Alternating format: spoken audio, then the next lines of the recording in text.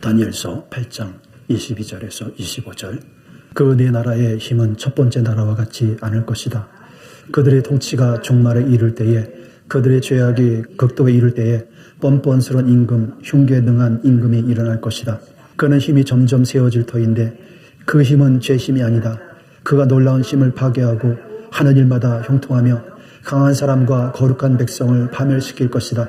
그는 음흉하여 매사에 속이는 데 능숙하고 마음이 방자하여서 평화롭게 사는 사람을 많이 죽이며 만왕의 왕을 대적할 것이다.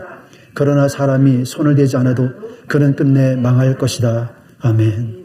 지금 세상에서는 마태복음 24장에서 예수님께서 말씀하신 마지막 때의 징조가 이스라엘과 이란 전쟁을 통해 말씀이 성취되어 가는 것을 우리는 듣고 그것을 보고 있습니다. 그러나 어떤 사람들은 그 끔찍한 현장에서 주님의 말씀을 몸으로 경험하는 사람들도 있습니다. 이것은 메시아의 오심에 대한 모든 징조가 하늘과 땅에 가득 찬 것을 보고 있는 것입니다. 이스라엘과 이란 사이에서 일어난 전쟁은 단지 두 나라 간의 싸움이 아니라 열방의 모든 나라들이 거미줄처럼 얽혀 있어서 직접적으로 간접적으로 전쟁에 개입하고 있습니다. 이는 역사의 마지막에 일어날 메인 이벤트인 7년 환난의 신호를 알리는 것입니다. 7년 환난은 다니엘의 70일의 환상 중 마지막 한 일에 7년이 다가오는 것입니다. 7년 환난 동안은 믿을 수 없을 정도의 큰 재난이 있을 것입니다. 다니엘서 12장 1절에 그때 내 민족을 호위하는 큰 군주 미가엘이 일어날 것이요 또 환난이 있으리니 이는 개국 이래로 그때까지 없었던 환난일 것이며 그때 내 백성 중에 책에 기록된 모든 자가 구원을 받을 것이라. 이것은 교회와 이스라엘 모두에게 매우 심각한 메시지입니다. 지금 이 말씀을 들어야 하는 이유가 바로 여기에 있는 것입니다.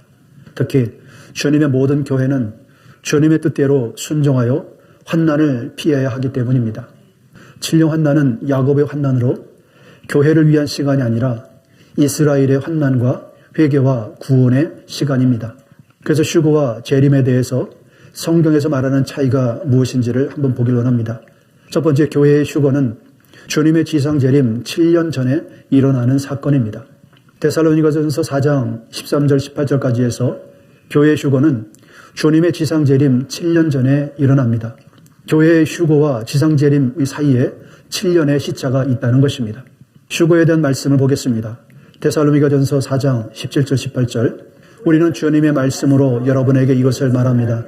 주님께서 오실 때까지 살아남아 있는 우리가 이미 잠든 사람들보다 결코 앞서지 못할 것입니다. 주님께서 호령과 천사장의 소리와 하나님의 나팔 소리와 함께 친히 하늘로부터 내려오실 것이니 그리스도 안에서 죽은 사람들이 먼저 일어나고 그 다음에 살아남아 있는 우리가 그들과 함께 구름 속으로 이끌려 올라가서 공중에서 주님을 영접할 것입니다. 이리하여 우리가 항상 주님과 함께 있을 것입니다. 아멘. 여기에 휴거의 순서를 보면 첫 번째로는 주님께서 호령과 천사장의 소리와 하나님의 나팔 소리와 함께 친히 하늘로부터 즉 공중으로 내려오실 것입니다. 그리고 두 번째로는 그리스도 안에서 죽은 사람들이 먼저 무덤에서 일어납니다. 그리고 세 번째로 공중 휴거가 있는데 그 다음에 살아남아 있는 우리가 그들과 함께 구름 속으로 이끌려 올라가서 공중에서 주님을 영접할 것입니다. 이것이 휴거의 순서입니다. 자, 휴거의 사건은 이방인의 교회 시대가 끝나는 사건의 날입니다. 자, 동시에 이스라엘의 회개와 구원을 위한 7년 환난으로 이어지는 시간입니다. 주님께서는 두 개의 프로그램을 동시에 진행하지 않으십니다. 다윗의 보좌와 보좌의 회복과 이방인 교회의 구속을 섞지 않으신다는 겁니다. 휴거는 이방인의 나라의 때가 끝나고 언약의 백성의 회복의 때가 오는 것입니다. 사도 바울은 이스라엘의 구원을 신비한 비밀이라고 했습니다. 로마서 11장 25절 26절. 형제자매 여러분, 나는 여러분이 이 신비한 비밀을 알기를 바랍니다. 그것은 여러분이 스스로 현명하다고 생각하는 일이 없게 하려는 것입니다. 그 비밀은 이러합니다. 이방 사람의 수가 다 찰 때까지 이스라엘 사람들 가운데서 일부가 완고하진 대로 있으리라는 것과 온 이스라엘이 구원을 받게 되리라는 것입니다. 그것은 성경에 이렇게 기록되어 있는 바와 같습니다. 구원하시는 분이 시온에서 오실 것이니 야곱에게서 경건하지 못함을 제거하실 것이다. 이방인의 수가 차는 날 휴거가 일어나고 그리고 이스라엘의 구원을 위한 7년 환난의 시작입니다. 지금 우리가 마태복음 24장의 말씀이 성취되고 있는 전쟁의 소식을 듣고 보는 것은 교회의 휴거와 7년 환난이 아주 임박해 있음을 알리는 것입니다. 그러므로 휴거는 언제든지 일어날 수 있는 사건이기에 교회는 항상 거룩한 신부의 모습으로 준비하고 있어야 한다는 것입니다. 두 번째로 다니엘의 70일의 환상은 하나님의 마지막 때의 달력입니다. 다니엘서 9장 25절 26절에 그러므로 너희는 다음과 같은 사실을 깨달아야 한다. 예루살렘을 보수하고 재건하라는 말씀이 내릴 때부터 기름을 부어서 세운 왕이 오기까지는 7일회가 지나갈 것이다. 그리고 62일회 동안 예루살렘이 재건되어서 거리와 성곽이 완성될 것이나 그 기간은 괴로운 시간일 것이다. 62일회가 지난 다음에 기름을 부어서 세운 왕이 부당하게 살해되고 아무도 그 임무를 이어받지 못할 것이다. 한 통치자의 군대가 침략해 들어와서 성읍과 성전을 파괴할 것이다. 홍수에 침몰되듯 성읍이 종말을 맞이할 것이다. 피할 수 없는 전쟁이 끝까지 계속되어 성읍이 황폐하게 될 것이다. 다니엘서 9장 25절 26절의 말씀, 즉 72일의 예언의 핵심 부분으로 다니엘이 천사 가브리엘로부터 전해받은 계시의 말씀입니다. 자, 한번 구절을 해석해 보겠는데 먼저 25절의 해석을 보면 예루살렘을 보수하고 재건하라는 말씀이 내릴 때 이것은 기원전 444년경 페르시아 왕 아닥사스다의 느헤미야 2장에서 아닥사스다의 왕이 예루살렘 성벽 재건을 허락한 그 칙령의 때를 가리키고 있습니다. 자, 여기에 또 기름 부어 세운 왕, 히브리어로 마시아흐 나기드, 이것은 기름 부음 받은 통치자, 즉 예수 그리스도를 예언한 것입니다. 또 7일회 플러스 62일회는 69일회로 한 일회는 7년으로 계산됩니다. 그래서 69 곱하기 7년은 483년인데 아닥사스다 칙령 BC 444년에서 483년을 더하면 예수님의 예루살렘 입성 AD 33년과 일치하는 시기입니다. 또 그날은 괴로운 시기라고 했습니다. 그 성전의 재건 시기가 62일회가 전쟁과 박해로 점철된 힘든 시간임을 말하고 있습니다. 26절을 보겠는데 여기에 기름 부어 세운 왕이 부당하게 살해되고 이것은 예수님의 십자가의 죽음을 예언한 말씀입니다. 그래서 아무도 그 임무를 이어받지 못할 것은 그 왕권을 계승할 인간 후계자가 없다는 뜻입니다. 또 한 통치자의 군대가 성읍과 성전을 파괴할 것이다는 AD 70년 로마 장군 티투스가 군대를 끌고 와서 예루살렘과 성전을 완전히 파괴하는 사건입니다. 이는 예수님께서도 예언하신 말씀처럼 돌 위에 돌 하나 남지 않고 파괴될 것이라는 그 예언의 말씀대로 된 것입니다. 그때 홍수에 침몰되듯 종말을 맞을 것이다라고 했습니다. 도저히 막을 수 없는 압도적인 파멸을 묘사한 표현입니다. 이 예언서에서 주님께서는 매우 명확하게 전하십니다. 주님께서는 69일회 후에 이스라엘의 시계를 멈추시고 오순절 성령 강림과 함께 이방인의 교회 시대를 시작하셨습니다. 이것은 주님께서 이방인에게도 은혜를 베푸신 것을 말하는 것입니다. 그리고 다니엘 9장 27절에서 70일회가 되는 한 일에 7년 환난 중에 후 3년 반에 일어날 대환난에 대해서 말씀하셨어요. 다니엘서 9장 27절에 그가 장차 많은 사람과 더불어 한 일회 동안 언약을 굳게 맺고 그가 그 일의 절반에 제사와 예물을 금지할 것이며 또 포악하여 가증한 것이 날개를 의지하여 설 것이며 또 이미 정한 종말까지 진노가 황폐하게 하는 자에게 쏟아지리라 하였느니라. 그가 장차 많은 사람과 더불어 한 일회 동안 언약을 굳게 맺고 이것은 7년 동안의 거짓 평화 협정을 체결하는 것입니다. 이 예언이 성취되기 위해서는 먼저 이스라엘이 건국되어야 하는데 이미 1948년에 이스라엘은 건국되었습니다. 그러나 전쟁은 멈추지 않았습니다. 평화의 성 예루살렘은 세상의 갈등의 중심지가 되었습니다. 이스라엘은 지금 어느 때보다 평화가 간절히 필요한 때입니다. 사람들은 평화를 갈망하고 있습니다. 가자 전쟁을 시작으로 세계는 더 불안과 혼란으로 빠져가는 것처럼 보이지만 이는 평화협정을 위한 조건을 점점 더 충족해 가고 있는 것입니다. 극도로 목마른 사람은 오염된 물, 깨끗한 물을 가려 마실 수 없습니다. 지금 이스라엘은 긴 전쟁으로 극도로 지쳐 있습니다. 몸도 마음도 평화에 극도로 목말라 있습니다. 사람들이 이렇게 극도로 평화에 목말라 있는 어느 순간 강력한 힘을 가진 어떤 자가 평화의 중재자로 나서서 세상과 이스라엘과 평화조약을 맺게 할 것입니다. 그러나 그는 거짓된 평화의 왕 적그리스도입니다. 7년 평화조약은 이스라엘이 적그리스도를 평화의 왕 메시아로 영접하는 것입니다. 자, 그러나 곧바로 그는 자신이 메시아의 대적자라는 정체를 드러낼 것입니다. 다니엘서 9장 27절에 그가 장차 많은 사람과 더불어 한 이레 동안 언약을 굳게 맺고 그가 그 일의 절반의 제사와 예물을 금지할 것이며 또 포악하여 가증한 것이 날개를 의지하여 설 것이며 또 이미 정한 종말까지 진노가 황폐하게 하는 자에게 쏟아지리라 하였느니라. 한 일의 절반에 3년 반이 지날 즈음에 후 3년 반에 그는 언약을 깨고 이제 그는 자신의 정체를 드러낼 것입니다. 적그리스도는 언약을 파기하고 이스라엘의 대학살을 자행할 때 이스라엘은 자기들이 거짓 메시아를 믿었다는 사실을 깨닫게 됩니다.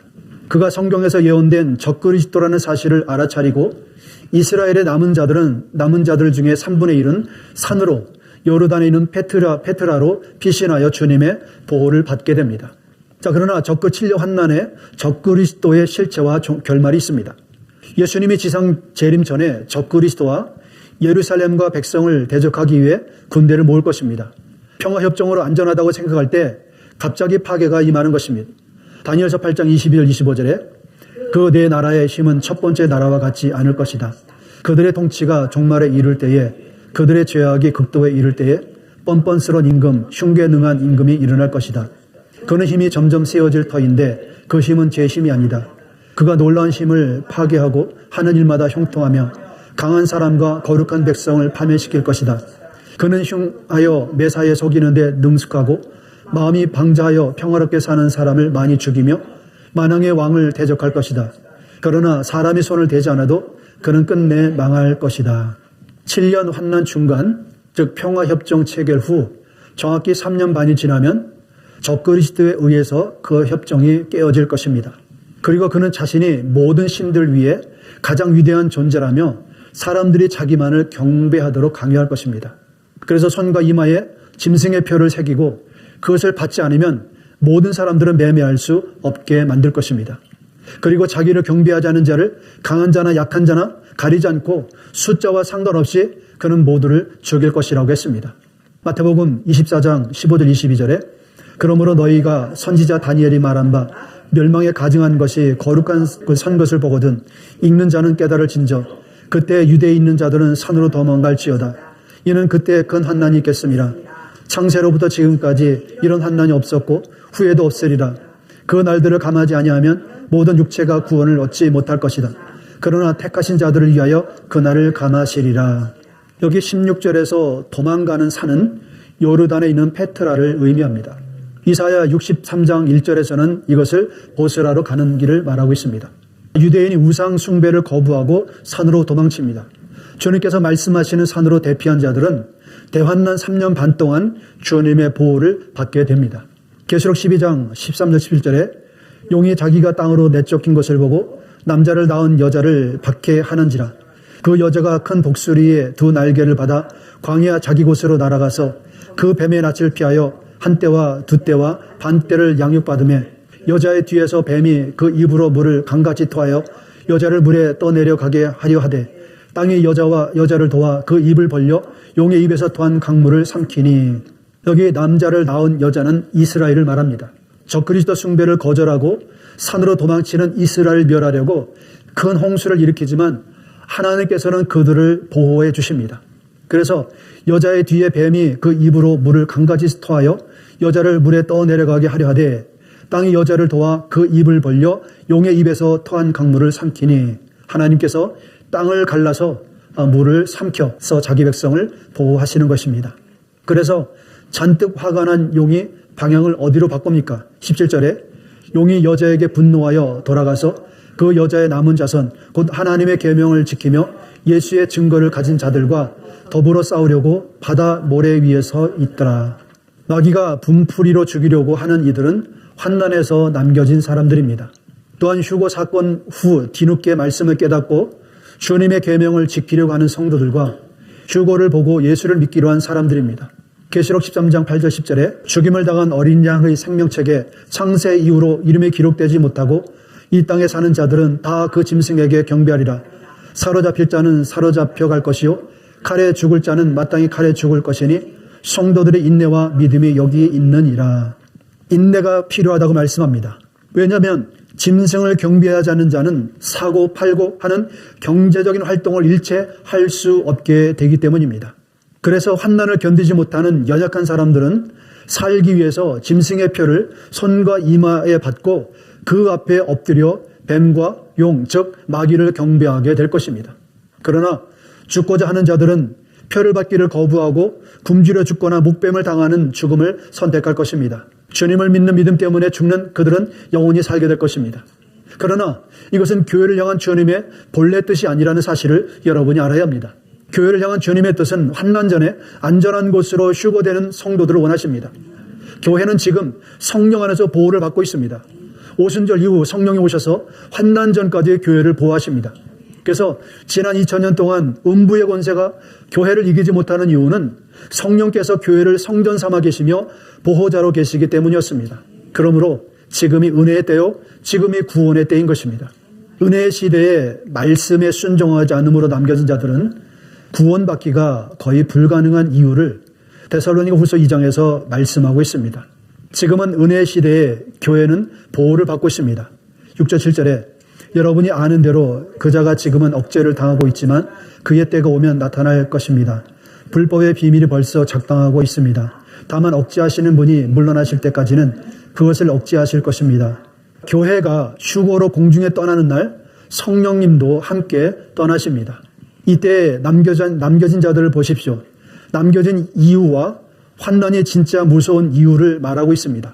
데살로니가후서 2장 9절 10절에 그 불법자의 나타남은 사탄의 작용에 따른 것인데 그는 온갖 능력과 표징과 거짓 이적을 행하고 또 온갖 불의한 속임수로 멸망받을 자들을 속일 것이다. 그것은 멸망받을 자들이 자기를 구원하여 줄 진리에 대한 사랑을 받아들이지 않았기 때문이다. 주여 주여 하는 자들이 환난에 남겨지는 이유는 자기를 구원하여 줄 진리에 대한 사랑을 받아들이지 않았기 때문이다. 이들은 자기들을 구원하여 줄 진리의 성령을 모독한 사람들입니다. 성령께서 죄에 대해서, 의에 대하여, 심판에 대하여 책망의 말씀을 하실 때 듣지 않는 사람들입니다. 예수님께서 곧 다시 오십니다. 회개하십시오. 거룩하십시오. 이런 말씀을 듣고도 죄에서 돌이키지 않는 사람들입니다. 준비하지 않은 사람들이에요. 그들은 은혜의 성령을 모독한 사람들인 것입니다. 자, 그래서 환난이 무서운 이유는 하나님께서 은혜의 성령을 거역한 자들을 심판하기 위해 대적하시기 때문입니다. 11절 12절에 그러므로 하나님께서는 미혹하게 하는 힘을 그들에게 보내셔서 그들로 하여금 거짓을 믿게 하십니다. 그것은 진리를 믿지 않고 불의를 기뻐한 모든 사람에게 심판을 내리시려는 것입니다. 이 말씀의 의미를 여러분 아시겠습니까? 진리의 성령을 거역한 사람들을 심판하기 위해서 미혹해 하는 영을 보내셔서 사람들을 미혹해 한다는 것입니다. 여러분, 지금 은혜의 때에 회개와 거룩함의 말씀에 불순종하고 있는 사람이 있다면 두렵고 떨림으로 회개하고 주님께로 돌아와 순종해야 합니다. 환난 때에 이 땅에는 교회를 위한 도피처가 없습니다. 보호자가 없습니다. 과거 메시아를 거절하고 십자가에 달아 죽인 자들, 하나님의 보호를 받지 못한 채 열방에 흩어진 이스라엘의 2000년의 역사를 생각해 보십시오. 세상은 얼마나 그들을 끔찍하게 죽이고 파괴했습니까? 대표적으로 나치 홀로코스트의 600만 명의 학살을 여러분 알고 있습니다. 그러나 이것은 빙산의 일각입니다. 그나마 아브라함과 이삭과 야곱 그리고 다윗의 보호자를 영원하게 하시겠다는 남은 약속이 있었기 때문에 세상은 그들을 완전히 박멸할 수는 없었습니다. 그러나 그들이 겪은 고난은 말할 수 없는 끔찍한 일들이었습니다. 메시아를 거역한 이스라엘이 당한 지난날의 환난은 장차 휴거 후에 남은 자들, 하나님의 보호를 받지 못하는 남겨진 자들에게 일어날 모습을 우리에게 역사적인 사건을 통해서 말씀하고 있는 것입니다. 그러나 마지막 때 남겨진 자들이 당할 환난은 2000년 동안 이스라엘이 당한 환난보다 더 끔찍할 것입니다. 왜냐하면 예수님께서 이전에도 없고 이후에도 없는 큰 환난이라고 말씀하셨기 때문입니다. 그러므로 지금 교회는 환난 전에 휴거를 준비해야 합니다.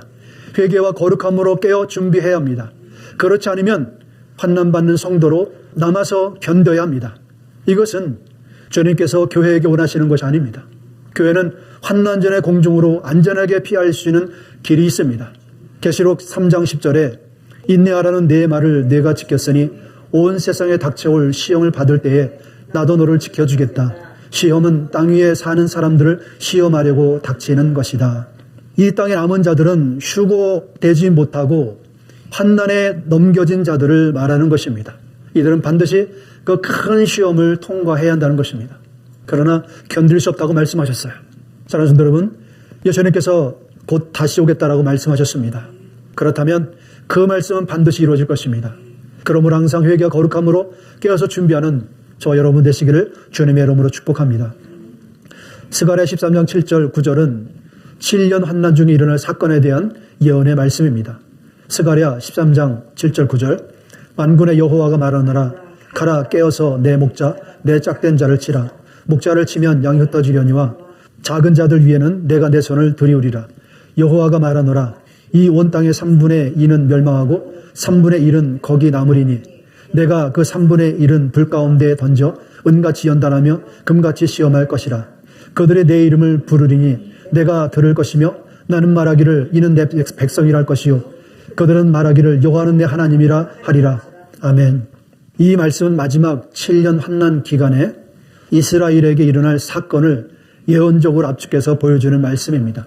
교회는 이 환난과 상관이 없도록 준비해야 합니다. 자, 말씀을 구절을 좀 살펴보면 여기에 첫 번째로 가라 깨어서 내 목자 내 짝된 자를 치라. 여기서 목자는 메시아 예수님을 가리킵니다. 이미 초림 때 성취된 예언입니다. 예수님께서 겟세마네에서 잡히시던 날 밤 마태복음 26장 31절에서 직접 이 구절을 인용하셨습니다. 목자를 치리니 양떼 흩어지리라. 십자가 사건으로 모든 사람들이 다 흩어졌습니다. 제자들조차도 예수님을 부인하고 흩어졌습니다. 또 두 번째로 양이 흩어지려니와 목자가 치심을 당하자 제자들이 흩어졌고 더 넓게는 이스라엘 민족이 AD 70년 로마에 의해서 예루살렘이 멸망하면서 전 세계로 흩어졌습니다. 약 1900년간의 열방의 나라로 흩어짐을 당해서 고난을 당했습니다. 세 번째로 이 온 땅의 3분의 2는 멸망하고 이것이 마지막 환난의 핵심 사건입니다. 7년 환난 후반 3년 반, 즉 대환난 기간에 이스라엘 인구의 3분의 2가 죽임을 당합니다. 요한계시록의 나팔재앙, 대접재앙, 적그리스도의 박해가 복합적으로 작용합니다. 홀로코스트 때에 약 600만 명, 당시 유대인의 3분의 1이 희생되었지만 환난은 그보다 훨씬 더 심각한 사륙입니다. 다니엘 12장 1절이 창세 이래로 없던 환난이라고 말하는 이유가 바로 이것입니다. 여러분, 여기에 이 하나님의 보호를 받는 이스라엘 백성들임에도 불구하고 3분의 2가 죽는다면 하나님의 보호를 받지 못하는 이방인의 땅에서의 끔찍한 학살은 얼마나 더 심각하겠습니까? 네 번째로 3분의 1은 거기 남으리니 살아남아있는 3분의 1이 있습니다. 이들이 어떻게 살아남느냐가 중요합니다.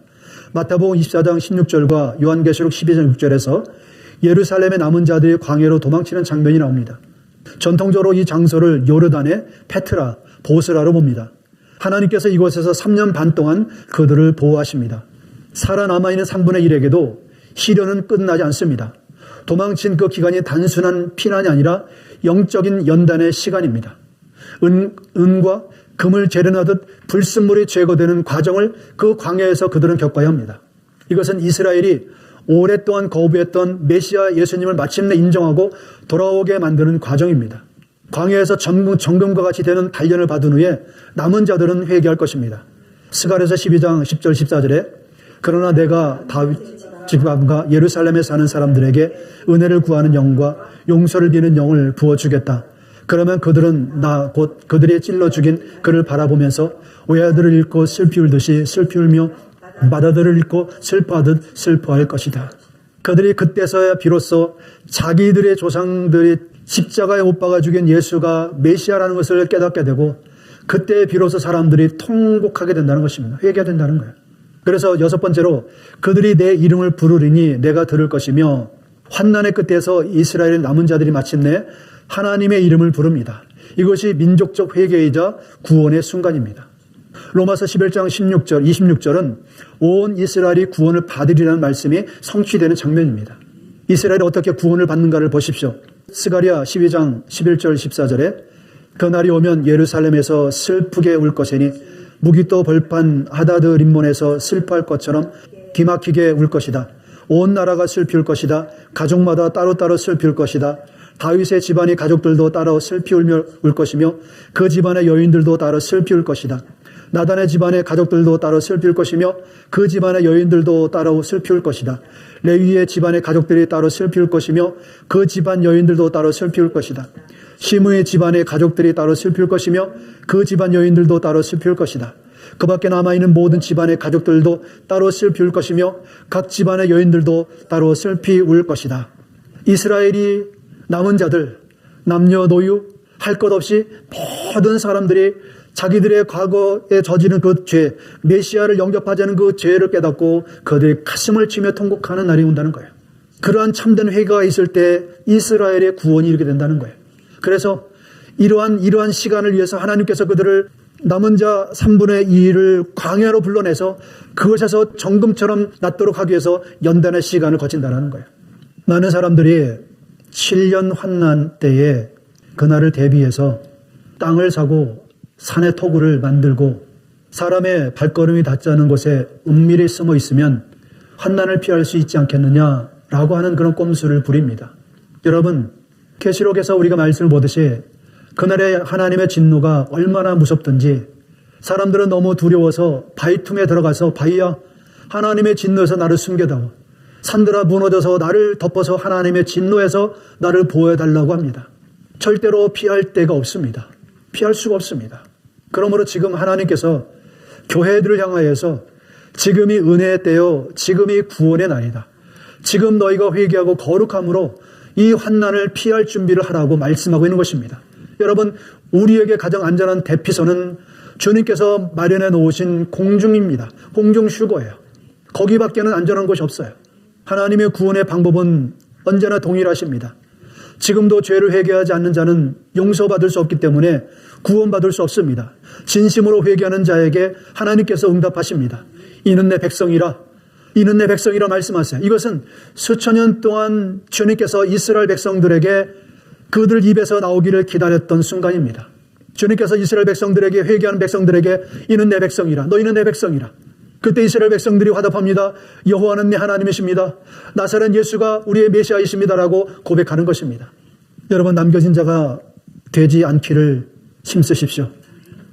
우리가 하나님의 말씀을 듣고 두렵고 떨리는 마음으로 순종해야 하는 이유는 하나님의 예언의 말씀은 변함없이 반드시 그대로 성취된다는 것입니다. 하나님은 회개하지 않은 죄인들을 심판하십니다. 에스겔서의 말씀에 비록 의인이라 할지라도 다시 죄를 짓고 돌이켜 회개하지 않으면 그는 자기가 지은 죄로 인하여 망할 것이라고 말씀하셨습니다. 그러나 하나님께서는 악인일지라도 그가 돌이켜 죄를 회개하고 구원받는 것을 더 기뻐하신다고 말씀하셨어요.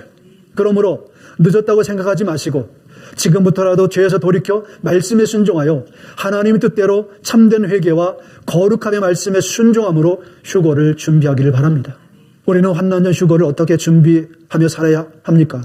첫 번째로 거룩함을 선택하십시오. 교회는 늘 이기는 쪽을 선택해야 합니다. 교회는 의로움을 선택하고 하나님께서 그분의 두 선지자를 통해서 전하시는 음성을 들어야 합니다. 세상의 압력과 박해가 어떻든 상관없습니다. 우리는 반드시 살기 위해서는 거룩함을 선택해야 합니다. 거룩함을 거부하면 환난전 휴거에 참여하지 못하고 그 재난에 빠질 것입니다. 두 번째로 은혜를 남용하지 마십시오. 구원을 잃어버릴 수 있기 때문입니다. 한번 구원은 영원한 구원이라고 말하는 것은 마귀의 거짓말입니다. 번영복음과 자유주의 신학은 십자가의 보혈, 거룩함, 의로움, 하나님의 경외를 버리게 했습니다. 이것은 오늘날 교회의 비극입니다. 구원을 잃어버릴 수 있기 때문에 주님은 언제나 하나님을 두려워하라, 하나님을 두려워하라고 영원한 복음에 말씀하고 있습니다. 히브리서 6장 4절 6절에 한 번 빛을 받고 하늘의 은사를 맛보고 성령에 참여한 바 되고 하나님의 선한 말씀과 내세의 능력을 맛보고도 타락한 자들은 다시 새롭게 하여 회개하게 할 수 없나니 이는 그들이 하나님의 아들을 다시 십자가에 못 박아 드러내놓고 욕되게 함이라. 이 경고를 듣지 않으면 구원에서 떠나가는 것의 위험성을 보게 될 것입니다. 세 번째로 끝까지 견디십시오. 박해를 두려워하지 마십시오. 박해 때문에 떨어져 나갈 사람들이 있습니다.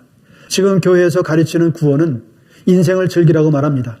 한평생 잘 먹고 잘 살다가 가는 것이 복이라고 가르칩니다. 그러나 주님은 우리에게 한 번도 그렇게 가르친 적이 없습니다. 도리어 나 때문에 너희가 세상에서 미움을 받을 것이고 버림을 당할 것이고 멸시와 천대를 받을 것이라고 그 영광스러운 부활에 참여하기 위해서는 너희가 나와 함께 고난에 동참해야 한다라고 말씀하셨습니다.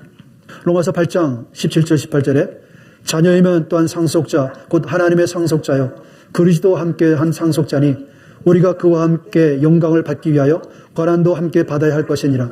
생각건대 현재의 고난은 장차 우리에게 나타날 영광과 비교할 수 없도다. 네 번째로 믿는 자로서 의무를 다하고 믿음의 고백을 굳게 지키십시오. 전도서 12장 13절 14절 할 말은 다 하였다. 결론은 이것이다. 하나님을 두려워하라. 그분이 주신 계명을 지켜라. 이것이 바로 사람이 해야 할 의무다. 하나님은 모든 행위를 심판하신다. 선한 것이든 악한 것이든 모든 은밀한 일을 다 심판하신다. 하나님을 두려워하는 사람이 되십시오. 다섯 번째로 이스라엘과 함께 하나님 편에 서십시오. 교회는 언제나 이기는 편에 서야 합니다. 하나님의 언약의 백성인 이스라엘과 함께 해야 합니다. 하나님 편에 서고 반유대주의를 배격해야 합니다. 신자들은 예수님과 분리되지 않도록 항상 주의해야 합니다. 이스라엘을 건드리는 것은 하나님의 눈동자를 건드리는 것입니다. 이스라엘은 하나님께서 택한 하나님의 백성들입니다. 그러므로 누구도 그들을 이길 수는 없습니다. 하나님이 그들의 보호자가 되시기 때문입니다. 그러므로 늘 부주의함을 경계하십시오. 자, 주님의 말씀대로 살면 어떤 변화가 일어납니까? 첫 번째로 환난 전에 휴거에 참여합니다. 거룩함을 선택하고 구원 안에서 견고히 서면 환난 전에 휴거에 참여하게 됩니다. 여러분의 거듭난 발이 영광스러운 장소에 닿을 것입니다. 계시록 3장 10절 11절에 인내하라는 내 말을 내가 지켰으니 온 세상에 닥쳐올 시험을 받을 때에 나도 너를 지켜주겠다. 시험은 땅 위에 사는 사람들을 시험하려고 닥치는 것이다. 내가 곧 가겠다. 너는 내가 가진 것을 굳게 붙잡아서 아무도 내 멸관을 빼앗지 못하게 하여라. 두 번째로는 지상재림하실 때 주님과 함께 돌아옵니다. 환난전 휴거를 통해 천국에 들어간 신자들은 재림 때에 주님과 함께 돌아옵니다. 계시록 19장 14절에 그는 피로 물든 옷을 입으셨고 그의 이름은 하나님의 말씀이라 하였습니다. 그리고 하늘의 군대가 희고 깨끗한 모시옷을 입고 흰말을 타고 그를 따르고 있었습니다. 여기에 하늘의 군대 희고 깨끗한 모시옷을 입은 그들은 그리스도 안에서 죽은 자들과 휴거된 성도들입니다. 그들이 주님과 함께 오는 것입니다. 세 번째, 1000년 동안 그리스도와 함께 땅에서 왕노릇합니다. 첫째 부활에 참여하는 자들은 복이 있다라고 말씀했습니다. 계시록 20장 5절 6절에 그 나머지 죽은 사람은 1000년이 끝날 때까지 살아나지 못하였습니다. 이것이 첫째 부활입니다. 이 첫째 부활에 참여하는 사람은 복이 있고 거룩합니다. 이 사람에게는 둘째 사망이 아무런 세력도 부리지 못합니다. 이 사람들은 하나님과 그리스도의 제사장이 되어서 1000년 동안 그와 함께 다스릴 것입니다. 여러분, 주님은 항상 이기셨습니다. 이것은 지나간 역사가 증명합니다. 이스라엘과 교회에게 주시는 메시지가 무엇입니까? 첫 번째는 주님께서 항상 이기신다는 것입니다. 땅에서의 삶에서 무엇을 하든 주님과 사탄의 전쟁의 결과가 있습니다. 거룩함과 죄의 전쟁의 결과가 있습니다. 그러나 항상 주님께서 결국은 이기셨습니다. 그래서 무엇을 선택해야 할지는 분명합니다. 땅에서 여러분이 선택하는 것은 마지막 승리가 누구의 것인지를 아는 것과 관련이 있습니다. 그래서 항상 우리는 주님을 선택해야 합니다. 주님께서는 언제나 이기셨기 때문입니다. 그것은 역사가 증명하고 있습니다. 역사는 우연이 아니라 하나님의 예언적 시간표 위에서 움직이고 있습니다. 그 시간표의 마지막 페이지가 지금 열리고 있는 것입니다. 그러므로 여러분은 이기는 자의 편에 설 수 있도록 힘써야 합니다. 주님은 반드시 이기실 것입니다. 말씀의 결론을 맺겠습니다. 오늘 우리가 함께 살펴본 말씀은 단순한 예언 강해가 아닙니다. 이것은 살아계신 하나님께서 지금 이 시간 우리에게 직접 보내시는 긴급한 초청장이 되는 것입니다. 다니엘이 본 환상이 이루어지고 있습니다. 스가랴가 예언한 이스라엘의 눈물이 가까워지고 있습니다. 이사야가 노래한 붉은 옷 입은 메시아께서 보스를 향해 걸어오시는 그날이 다가오고 있습니다. 요한이 환상 속에서 목격한 백마탄 왕이 하늘을 가르고 내려오실 그날이 지금 이 세대의 지평선 위에 떠오르고 있는 것입니다. 우리 앞에는 두 길이 있습니다. 하나는 거룩함을 따르는 길입니다. 회개하고 말씀에 순종하고 끝까지 믿음의 고백을 붙드는 길입니다. 이 길은 환난 전에 공중으로 들려 올라가서 주님을 맞이하고 재림 때 그분과 함께 신세마포를 입고 돌아오며 1000년 동안 그리스도와 함께 왕노릇하는 영광으로 이어집니다. 그러나 다른 하나는 부주의함의 길입니다. 은혜를 당연하게 여기고 거룩함을 외면하고 세상의 평화 안에 안주하는 길입니다. 이 길 끝에는 환난의 한복판에 남겨지는 비극이 기다리고 있습니다. 주님은 우리가 두 번째 길을 걷는 것을 원치 않으십니다. 그렇기에 오늘 이 말씀을 주시는 것입니다. 기억하십시오. 주님께서 애굽을 이기셨고 바벨론도 이기셨고 골리앗도 이기셨고 사자굴도 이기셨고 십자가도 이기셨습니다. 그분은 아마겟돈 전장에서도 이길 것입니다. 적그리스도를 이길 것입니다. 사탄을 이길 것입니다. 그리고 그분은 반드시 다시 오십니다. 예루살렘 동문이 열리는 그날, 만왕의 왕께서 예루살렘을 입성하시는 그날, 우리는 과연 어느 자리에 서 있겠습니까? 믿음과 순종을 지금 결단하십시오. 거룩함을 선택하십시오. 회개를 선택하십시오. 항상 모든 것을 이기시는 주님 편에 서십시오. 거룩함이 없이는 아무도 주를 뵙지 못하리라. 내가 거룩하니 너희도 거룩하라는 말씀에 순종하여서 항상 회개 거룩함으로 주님 편에 서 있는 자가 되십시오.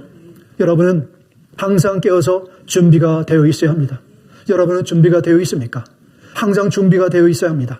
미련한 다섯 처녀처럼 준비하지 않은 채로 잠들어서는 안 됩니다. 우리는 먹든지 마시든지 살든지 죽든지 자든지 깨어있든지 회개와 거룩함으로 늘 준비가 되어 있어야 어느 때 주님이 오시든 우리는 주님을 영접하게 될 것입니다. 메시아께서 곧 다시 오십니다. 샬롬. 기도하겠습니다.